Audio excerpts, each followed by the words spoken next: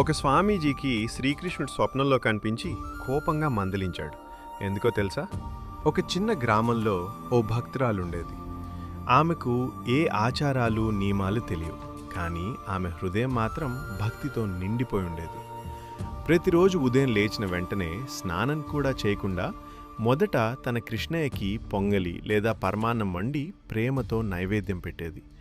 ఆమెకు ఒకే ఒక భావం, ముందు నా కృష్ణయ్యకి భోజనం పెట్టాలి. ఒకరోజు అక్కడికొక స్వామీజీ వచ్చాడు. ఆమె చేసే విధానం చూసి ఆశ్చర్యపోయాడు.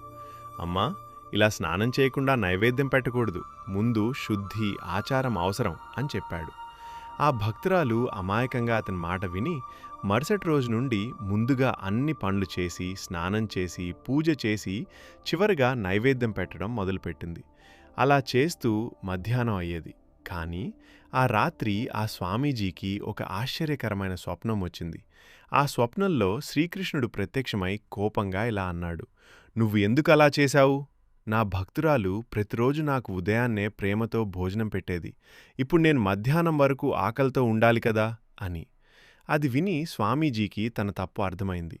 మరుసటి రోజు వెంటనే ఆ భక్తురాల దగ్గరికి వెళ్ళి, అమ్మా, నువ్వా కృష్ణయ్యకు ఎప్పుడు ఎలా పెడతావో అలాగే పెట్టు అని చెప్పాడు. ఈ కథ మనకు చెప్పేదొకటే, దేవుడికి ఆచారాల కంటే భక్తి ముఖ్యం, నియమాల కంటే ప్రేమ ముఖ్యం. శ్రీకృష్ణుడికి మన హృదయం నిండా ప్రేమ ఉంటే చాలు, ఆయన మన దగ్గరే ఉంటాడు. ఇలాంటి మరి ఎన్నో వీడియోస్ కోసం please like, share and subscribe.